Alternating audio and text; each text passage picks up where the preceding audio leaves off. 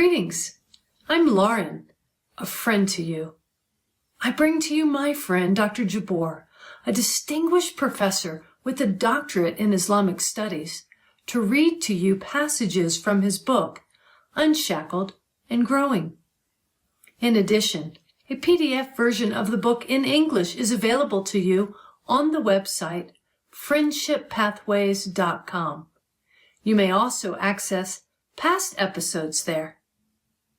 I present to you the episode, The Law Before the Time of Christ. The law before the time of Christ. There were legalistic Jews before the coming of Christ who missed out on the real meaning and intention of the law. Today, members of all religions still miss out on the purpose of the law. I can relate to this. As a Christian, I once struggled with my own legalism, holding a checklist mentality of trying to please God. It was a burden. But over the years, I have learned more and more to enjoy living in an atmosphere of grace rather than being shackled by misunderstanding of the purpose of the law. In one of his New Testament letters, the Apostle Paul described his Jewish background before his encounter with Christ and how he struggled with the law. Through an encounter with Christ, he became unshackled. He wrote, "I tried keeping rules and working my head off to please God, and it didn't work. So I quit being a lawman or a legalist so that I could be God's man. Christ's life showed me how and enabled me to do it. I identified myself completely with Christ. Indeed, I have been crucified with him. My ego is no longer central. It's no longer important that I appear righteous before you or have your good opinion, and I'm no longer driven to impress God. Christ lives in me.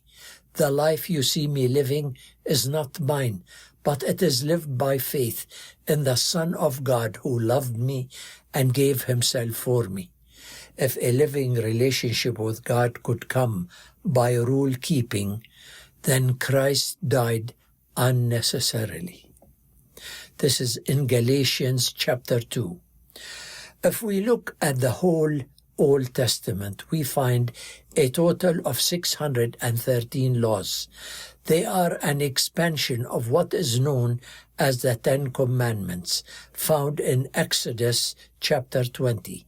These laws are basic moral teachings that find parallels in most world religions.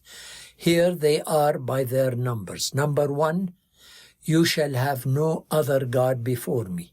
2, you shall not make for yourself an idol. You shall not bow down to them or worship them. 3, you shall not misuse the name of the Lord your God. 4, remember the Sabbath day by keeping it holy. 5, honor your father and your mother. 6, you shall not murder. 7, you shall not commit adultery. 8, you shall not steal. 9, you shall not give false testimony. 10, you shall not covet.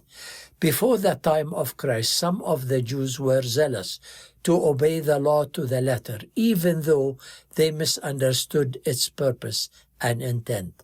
These zealous Jews were so worried about breaking any of the specific 10 commandments or any of the 613 laws in general that they started adding additional laws as lines of defense.